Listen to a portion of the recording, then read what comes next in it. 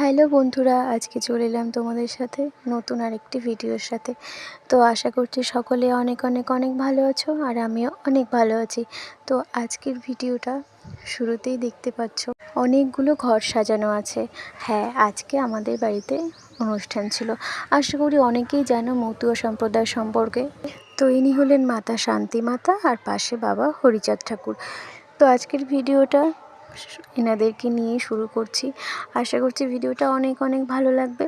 তো তোমাদের কাছে একটা রিকোয়েস্ট, ভিডিওটা স্কিপ না করে পুরো ভিডিওটা দেখতে থাকো। আমরা সেদিন অনেক সকালে উঠে গেছিলাম, আর মন্দির সাজানোর একটা ব্যাপার ছিল। দেখো এখানে গোসাই বাবাও এসে গেছিলো, আর দাদা বড়দা আর কি পুরো মন্দিরটা সাজিয়ে ফেলেছে। তারপরে অনেক কাজ থাকে একটা মন্দিরে, জানো। আশা করছি সবাই যাদের যাদের বাড়িতে পুজো হয় বা এরকম ধরনের অনুষ্ঠান হয়, আশা করছি তোমরা সবাই জানো। তো যাই হোক, তো তারপর সব কিছু সাজানো কমপ্লিট হয়ে যাওয়ার পরে এখানে যেহেতু আপাতত বড়দা আমাদের বাড়ির সবথেকে সিনিয়র, তাই বড়দাকে বড় বৌদি পুজো করছে। তোমরা হয়তো অনেকেই ভাবছো ভগবানের মন্দিরে বসেই মানুষকে পুজো করা হচ্ছে। অ্যাকচুয়ালি পুজো করা না, এটা বলতে পারো একটা সম্মান করা। আসলে সকলেই আশা করি জানো যে ভগবান মন্দিরে থাকে ঠিকই, কিন্তু ভগবান মানুষের মধ্যে থাকে সবার আগে। তাই যে জন মানুষকে ভক্তি করে, সম্মান করে, তো আমার মনে হয় না যে তাকে আলাদাভাবে ঠাকুরের কাছে গিয়ে পুজো দেওয়া বা তাকে সন্তুষ্ট করলেই যে ভগবান সন্তুষ্ট হবে, সেটা নয়। মানুষকে যদি তুমি সম্মান করো বা ভক্তি করো না, সেখানেই ভগবানকে অর্ধেকটা সম্মান করার ভক্তি করা হয়ে যায়। এরপর গোসাই বাবাকেও একইভাবে আর কি মালা পরিয়ে বাবার থেকে আশীর্বাদ নিয়ে আমাদের পরের কাজ শুরু হবে। তো এরপরে ছিল ঘট বসানো, মানে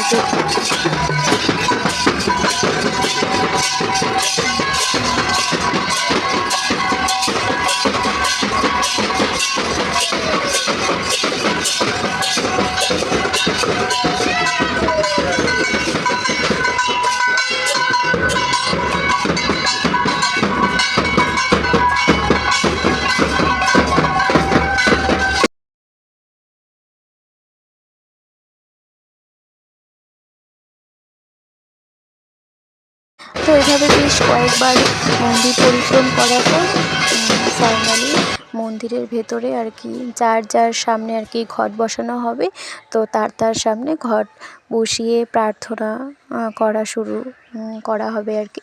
তো যাই হোক, আমি ভিডিওটা অনেকটা লং হয়ে যাবে বলে আমি একটু তাড়াতাড়ি করেছি। তো এই দেখো আমাদের ছোট্ট সদস্য, যে কি না সকাল থেকে না খেয়ে বাকি বড়দের সাথে পাল্লা দিয়ে একভাবে মানে বাজিয়ে গেছে, কি বলবো।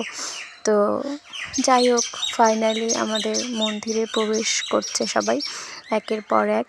তো দেখতে থাকো তোমরা। আমি হয়তো খুব ভালো করে গুছিয়ে বলতে পারছি না, তো তোমরা একটু কষ্ট করে বুঝে নাও এবং পুরো ভিডিওটা স্কিপ না করে দেখো। আশা করছি তোমাদের সকলের খুব ভালো লাগবে।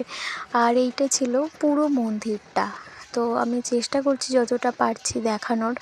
তো আশা করি তোমরা যারা যারা এই দীক্ষায় দীক্ষিত আছো বা তোমরা কোনো অনুষ্ঠানে গেছো এরকম, তো আশা করি তোমরা সবাই এরকম সেম মন্দির দেখেছো। তো যাই হোক, এটা ছিল আমাদের এই বাড়ির মন্দির, আর এইখানে সব শেষে কীর্তন করছিল। তো ঘট বসানোটা শেষ হয়ে গেছে। তো এরপরে পুষ্পাঞ্জলি হবে। তো তার আগে আমি ভাবলাম যে আমিও গিয়ে একটু প্রণাম করে আসি। তো আমি প্রণাম করে বেরিয়ে আসার পরে পুষ্পাঞ্জলি শুরু হয়েছিল।